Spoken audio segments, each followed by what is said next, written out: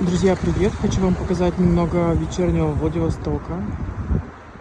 Я знаю, что люди, которые не были никогда в туманных городах, не понимают, как это вечером может быть не видно заката. А вот так, друзья.